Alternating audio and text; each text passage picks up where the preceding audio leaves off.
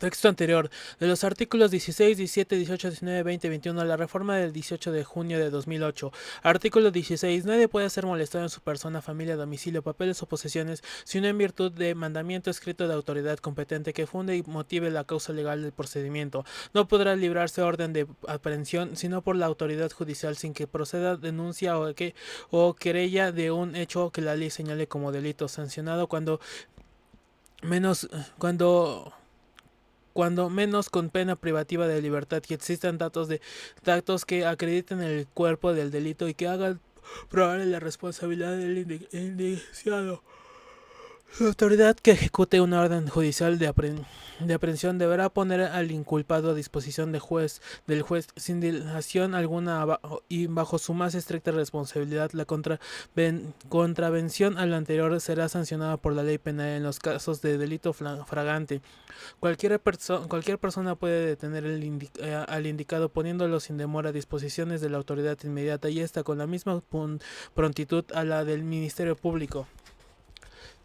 Solo en casos urgentes cuando se trate de delito grave, así fue calificado por la ley y ante el riesgo fundado de que el indicado pueda sustraerse a la acción de la justicia siempre y cuando no se pueda ocurrir ante la autoridad judicial por razón de la hora, lugar o circunstancia, el Ministerio Público podrá bajo su responsabilidad ordenar su detención fundado y expresado los indicios que motiven su proceder en casos de urgencia o fragancia. El juez que reciba la consignación del delito deberá inmediatamente ratificar la detención o decretar la libertad con las reservas de la ley.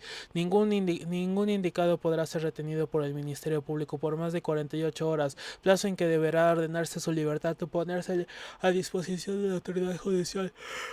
Este plazo podrá ubicarse en aquellos casos que la ley prevea como delincuencia organizada, todo abuso al anteriormente dispuesto será sancionado por la ley penal. En toda orden de cateo, solo la autoridad judicial podrá expedir y que será escrita, se expresará el lugar que ha de inspeccionarse, la persona o personas que hayan de aprehenderse los objetos que se buscan, a lo que únicamente debe limitarse la diligencia, levantándose al concluirla una acta circunstanciada en presencia de dos testigos propuestos por el ocupante del lugar, cateada o en su ausencia o negativa por la autoridad que practiquen la diligencia. Las comunicaciones privadas son inviolables. La ley sancionará penalmente cualquier acto que atente contra la libertad privacidad de las mismas. Exclusivamente la autoridad judicial federal, a petición de la autoridad federal que faculte la ley o del titular del ministro público de la entidad federativa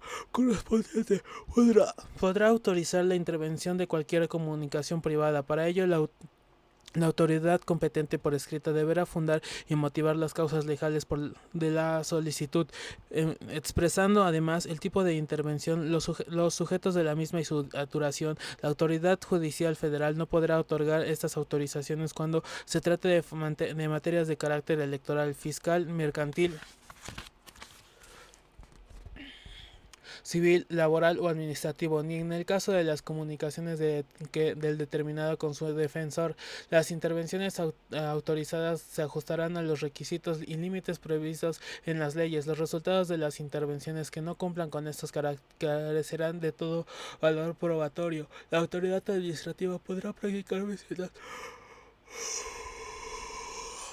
domiciliarias únicamente para cerciorarse de que se han cumplido los reglamentos sanitarios y de policía y exigir la exhibición de los libros papeles indispensables para comprobar que se han acatado las disposiciones fiscales, sujetándose en estos casos a las leyes respectivas y las formalidades prescriptas para los cateos. La correspondencia que bajo cubierta circule por las estafetas estará libre de todo registro y su violación será penada por la ley. En tiempo de paz, ningún miembro del ejército podrá alojarse en casa particular contra la voluntad del dueño, ni imponer prestación alguna. En tiempo de guerra, los militares podrán exigir alojamiento, bagajes, alimentos y otras prestaciones en los términos que establezca la ley marcial correspondiente. Artículos 17. Ninguna persona podrá hacerse justicia por sí misma ni ejercer violencia para reclamar su derecho. Toda persona tiene derecho a que se le administre justicia por tribunales que estén expeditos para impartirla en los plazos y términos que fijen las leyes. emitiendo sus resoluciones de manera pronta, completa e imparcial. Su servicio será gratuito, quedando en consecuencia prohibidas las costas judiciales. Las leyes federales y locales establecerán los medios necesarios para que se garantice la independencia de los tribunales y la plena ejecución en sus resoluciones. Nadie puede ser aprisionado por deudas de carácter puramente civil. Artículo 18. Solo por delito que merezca pena corporal habrá lugar a la prisión preventiva. El sitio de esta será distinto del que se destinará para la extensión de las penas estará completamente separados. Los gobiernos de la Federación y de los estados organizarán el sistema penal en sus respectivas jurisdicciones sobre la base del trabajo, la capacitación por el mismo y la educación como medios para la readaptación social del delincuente. Las mujeres compugnarán sus penas en lugares separados de los destinos a los hombres para tal efecto. Los gobernadores de los estados, sujetándose a lo que establezca la ley, locales respectivas podrán celebrar con la federación convenios de carácter general para que los reos sentenciados por delitos del orden común exijan su condena en establecimientos dependientes del Ejecutivo Federal. La Federación, los estados y el Distrito Federal establecerán en el ámbito de sus respectivas competencias un sistema integral de justicia que será aplicable a quienes se atribuya la realización de una conducta tipificada como delito por las leyes penales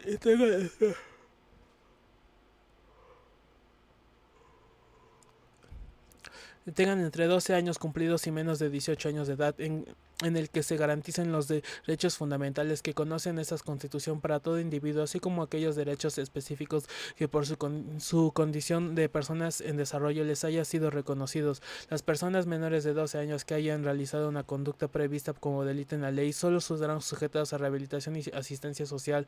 La operación del sistema en cada orden del gobierno estará a cargo de instituciones, tribunales, autoridades especializadas en la preocupación e importación de justicia para adolescentes. Se podrán aplicar las medidas de orientación, protección y tratamiento que amerite cada caso, atendiendo a la protección integral y el interés superior del adolescente. Las formas alternativas de justicia deberán observarse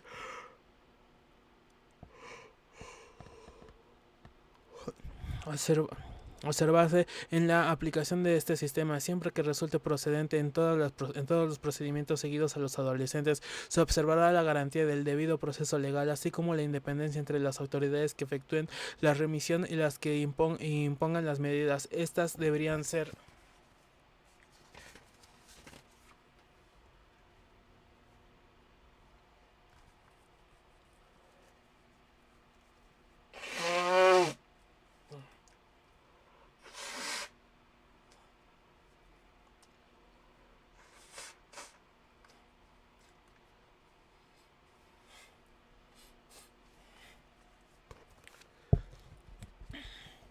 proporcionales a la conducta realizada. Tendrán como fin la reintegración social y familiar del adolescente, así como el pleno desarrollo de su persona y capacidades.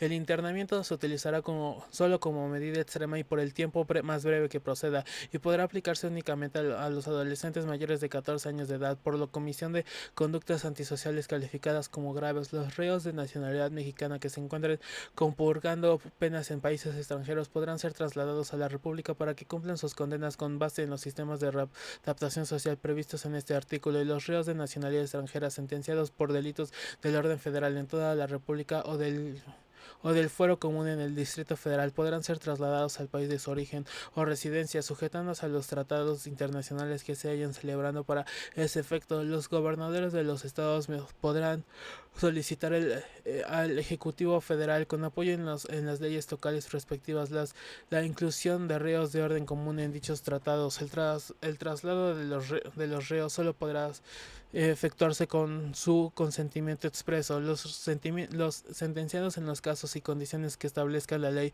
podrán compurgarse sus penas en los centros penitenciarios más cercanos así a su domicilio, al fin de propiciar su reintegración a la comunidad como forma de readaptación social. Artículo 19. Ninguna detención ante autoridad judicial podrá exceder del plazo de sentencia y 2 horas a partir de que el indiciado sea puesto a su disposición sin que se justifique con su auto de formal prisión, en el que se expresarán el delito que se impute al acusado, el lugar, tiempo y circunstancias de ejecución, así como los datos que arroje la averiguación previa, los que deberían ser bastante para comprobar el cuerpo del delito y hacer probable la responsabilidad del indiciado. Este plazo podría prorrogarse únicamente a petición del indiciado en la forma que señale la ley. La prolongación de la detección de su perjuicio será sancionada por la ley penal. La autoridad responsable del establecimiento en el que se encuentre internado el indicado que dentro del plazo antes señalado no reciba copia autorizada del auto de formal prisión o de la solicitud de prórroga, deberán llamar la atención del juez sobre dicho particular en el acto mismo de concluir el plazo, y si no recibe la constancia mencionada dentro de las 3 horas siguientes, pondrá al indicado en libertad. Todo proceso se seguirá forzosamente por el delito o delitos señalados en el auto de forma prisión o de sujeción a proceso. Si en la secuela de un proceso pareciera que se ha cometido un delito distinto del que se persigue, deberán ser objeto de averiguación separada sin prejuicio de que después pueda decretarse la acumulación si fuere conducente todo maltratamiento que en la represión o en las presiones todas molestias que se infiera sin motivo legal, toda gabela o contribución en las cárceles con abusos que serán corregidos por las leyes y reprimidos por las autoridades. Artículo 20. En todo proceso de orden penal, el inculpado, la víctima o el ofendido tendrá las siguientes garantías. Del inculpado.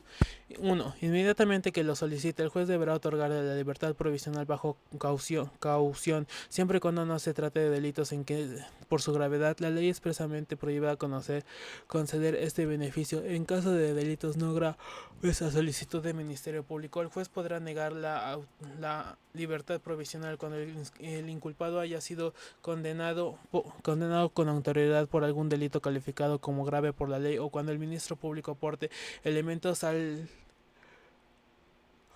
juez para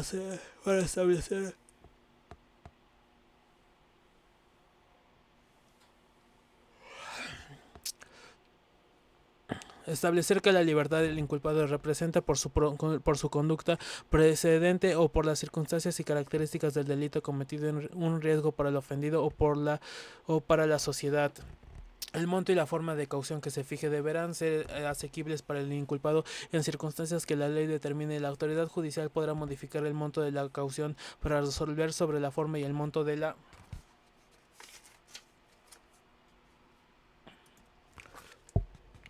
caución. El juez deberá tomar en cuenta la naturaleza, movilidades y circunstancias del delito, las características del inculpado y la posibilidad de cumplimiento de las obligaciones procesales a su cargo, los daños y perjuicios causados al ofendido, así como la sanción pecuniaria que en su caso puede imponerse al inculpado. La ley determinará los casos graves en los que el juez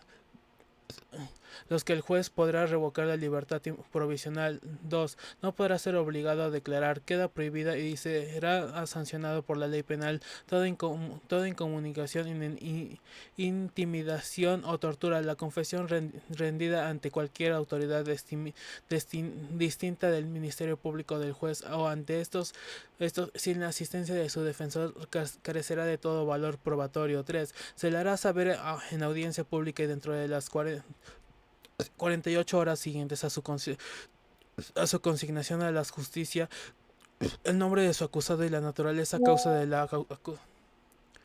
la acusación, al fin de que conozca bien el derecho punible que se le atribuye y pueda contestar el cargo, rindiendo en este acto su declaración preparatoria.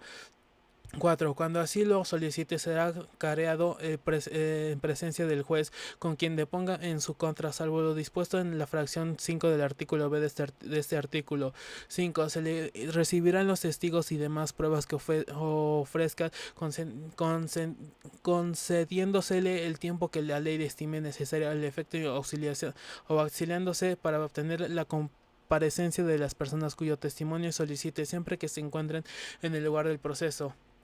6. Será juzgado en audiencia pública por un juez o jurado de ciudadanos que sepan leer y escribir, vecinos del lugar y partido en que se cometiere el delito, siempre que éste pueda ser castigado con una pena mayor de 1 año de prisión. En todo caso, serán juzgados como un jurado los delitos cometidos como medio de la prensa contra el orden público o la seguridad exterior o interior de la nación. 7. Se le será facilitados todos los datos que solicite para su defensa y que consten en el proceso. 8. Será juzgado antes de 4 meses si se tratara de delitos cuya pena máxima no exceda de los 2 años de prisión y antes de 1 año si la pena excediere de ese tiempo, salvo que solicite mayor plazo para su defensa.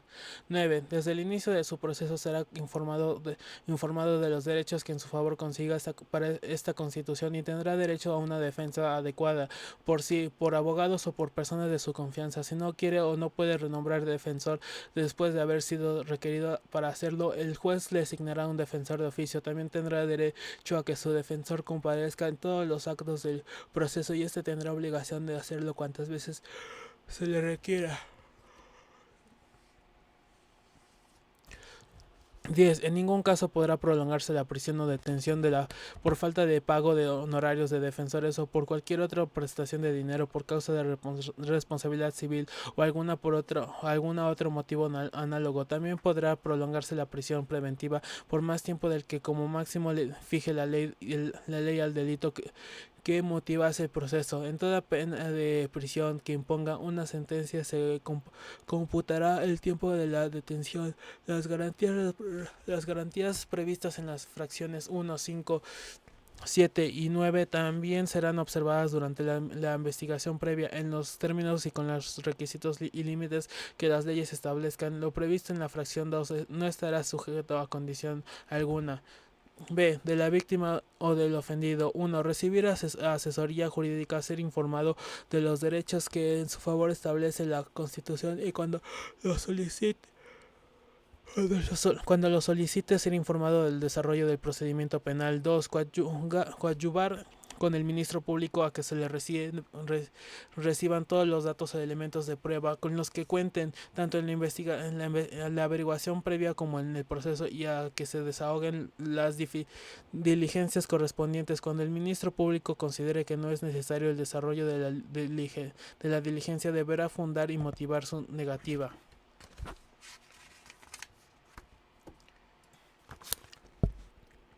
3. Recibir desde la comisión del delito atención médica y psicológica de urgencia. 4. Que se le repare el daño. En los casos en que sea procedente, el ministro público estará obligado a solicitar la reparación del daño y el juzgador no podrá absolver al sentenciado de dicha reparación si ha emitido una sentencia condenatoria. La ley fijará procedimientos ágiles para ejecutar las sentencias en materia de reparación del daño. 5. Cuando la víctima o el ofendido sean menores de edad, no estarán obligados a quedarse con el inculpado cuando se trate de los delitos de violación o secuestro. En estos casos, se llevarán al cabo declaraciones en las condiciones que establezca la ley.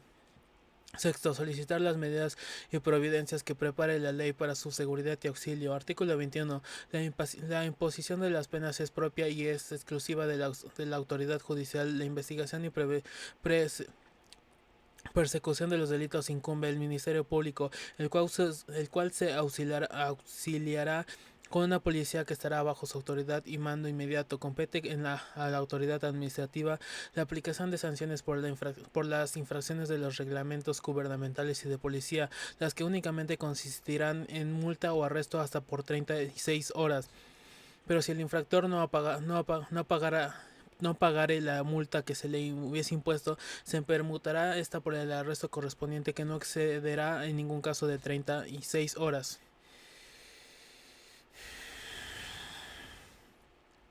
Si el infractor fuese jornalero, obrero o trabajador, no podrá ser sancionado con multa mayor del importe de su jornada o salario de un día. Tratándose de trabajadores no asalariados, la multa no excederá del equivalente a un día de su ingreso. Las resoluciones del Ministerio Público podrá sobre el no ejercicio y desistimiento de la acción penal podrá ser impugnadas por vía jurisdiccional en los términos que establezca la ley. El Ejecutivo Federal podrá con los aprobamientos del sistema del Senado en cada caso reconocer la jurisdicción de la Corte Penal Internacional. La segunda pública es una función a cargo de la Federación, el Distrito Federal y los estados y los municipios en las respectivas competencias que esta Constitución señala. La actuación de las instituciones policiales se regirá por los principios de legalidad, eficiencia, profesionalismo y honradez. La Federación y el Distrito Federal, los estados y los municipios se coordinarán en los términos de la ley que la ley señale para establecer un sistema nacional de seguridad pública. Artículos transitorios de la reforma constitucional a los artículos 75, 115, 116, 122, 123 y 127, publicado el 24 de agosto del 2009. Artículo primero. El presente decreto entrará en vigor al día siguiente de su publicación en el Diario Oficial de la Federación. Las disposiciones que contravengan el presente decreto quedará sin efecto.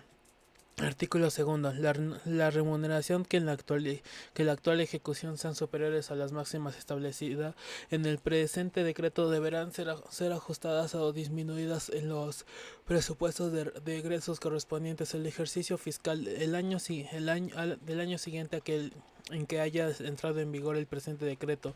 Artículo tercero. A partir del ejercicio fiscal del año siguiente aquella que haya entrado en vigor el presente decreto de las percepciones de los ministros de la Suprema Corte de Justicia de la Nación, los magistrados del Tribunal Electoral del Poder Judicial de la Federación de los Magistrados de Circuito, los jueces de distrito con los consejeros de la Judicatura Federal, los integrantes del Consejo General del Instituto Federal Electoral y los magistrados y jueces de los poderes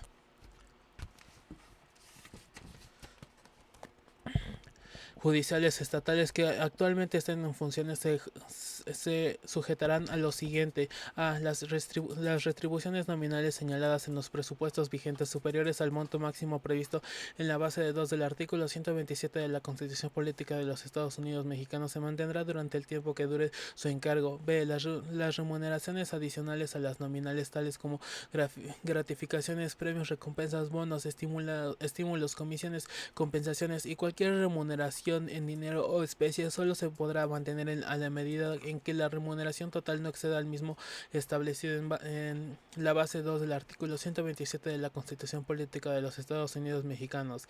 C. Los incrementos a las retribuciones nominales o adicionales solo podrán realizarse si la remuneración total no excede el monto máximo antes referido. Artículo cuarto. El Congreso de la Unión de las Legislaturas de los Estados y la Asamblea Legislativa del Distrito Federal en el ámbito de su competencia deberán expedir o adecuar la legislación de conformidad con los términos del presente decreto dentro de un plazo de 180 días naturales siguientes a su entrega en vigor. Artículo quinto. El Congreso de la Unión, las legislaturas de los estados y la Asamblea Legislativa del Distrito Federal en el ámbito de su competencia deberán tipificar y sancionar penal y administrativamente las conductas de los servidores públicos cuya finalidad sea eludir lo dispuesto con el presente decreto dentro de un plazo de 180 días naturales siguientes en su entrada en vigor.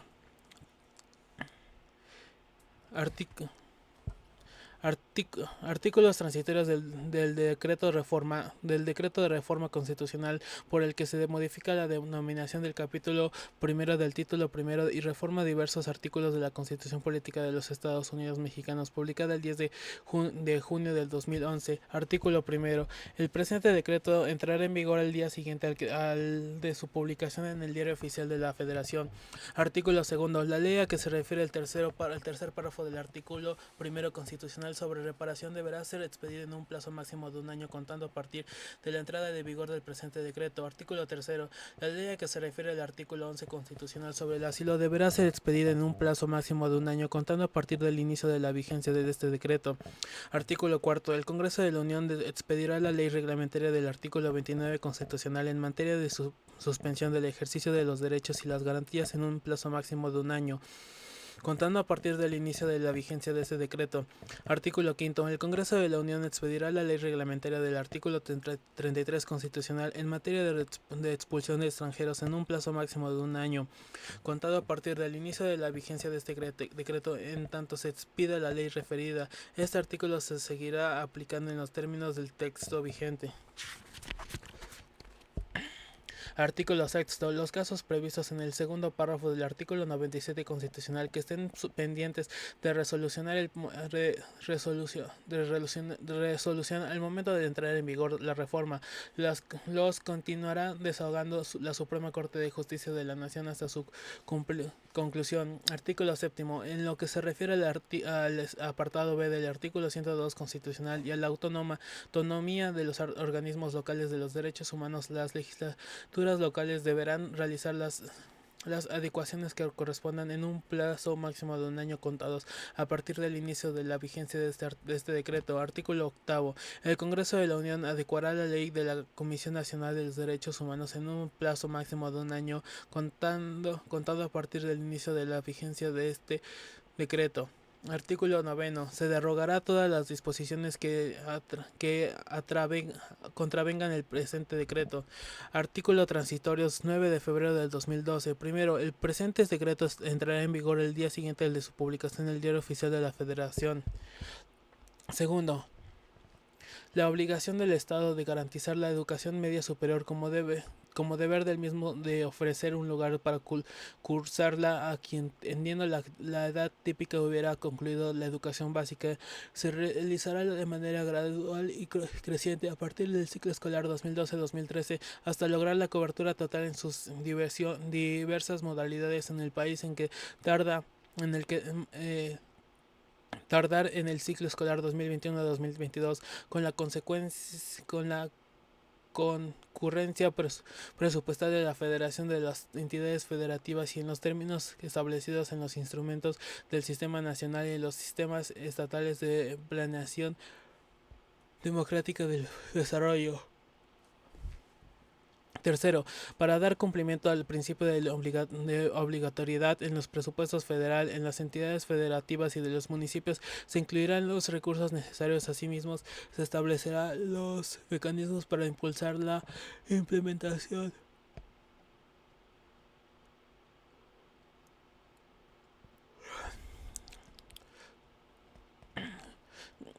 de presupuestos plurianuales que aseguren a largo plazo los recursos económicos crecientes para infraestructurar el de la educación media superior. Cuarto, dentro de los 180 días siguientes a la entrada en vigor del presente decreto, el Congreso de la Unión y las legislaturas de los estados deberán adecuar en el cambio de sus respectivas competencias la Ley General de Educación y demás disposiciones legales aplicables en la materia. Artículos transitorios. 26 de febrero del 2013. Primero, el presente decreto entrará en vigor al día siguiente al de su publicación en el Diario Oficial de la Federación. Segundo, el Ejecutivo Federal someterá a la Cámara de Senadores las ternas para la designación de los integrantes de la Junta de Gobierno del Instituto Nacional para la Evaluación de la Educación en un plazo máximo de 60 días naturales a partir de la publicación del presente decreto en el Diario Oficial de la Federación, que deberá recaer en personas con capacidades y experiencias en las materias de la competencia del Instituto.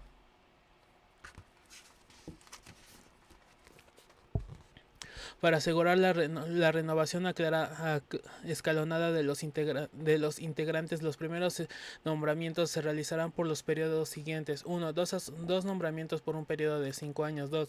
Dos nombramientos por un periodo de 6 años; y 3. Un nombramiento por un periodo de 7. El Ejecutivo Federal deberá determinar el periodo que corresponda a cada uno de los miembros, el someter su designación a la aprobación de la Cámara de Senadores. Para la conformación de la primera Junta de Gobierno del Instituto, el Ejecutivo Federal someterá a la aprobación de la Cámara de Senadores 5 temas para que de entre ellas se designen a los 5 integrantes de las constituirán la presentación de ternas en el futuro correspondiente de la renovación escalonada para que precisa el párrafo segundo de este artículo. El primer presidente de la Junta de Gobierno del Instituto durará en su encargo 4 años.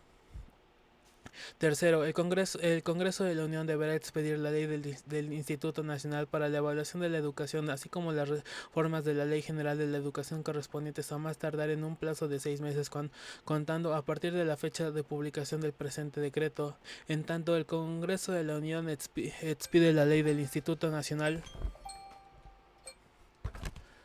para la evaluación de la educación. El Instituto Nacional creado por este decreto ejercerá sus atribuciones y competencia conforme al decreto por el que se reforma el diverso por el que se crea el Instituto Nacional para la Evaluación de la Educación, publicado en el Diario Oficial de la Federación del 16 de mayo del 2012, en lo que no se oponga al presente decreto. Para estos efectos, las atribuciones previstas en dicho ordenamiento para el órgano de gobierno y la Junta Técnica serán ejercidas por la Junta de Gobierno Junta de Gobierno del Instituto, y las del presidente por el presidente de la Junta de Gobierno.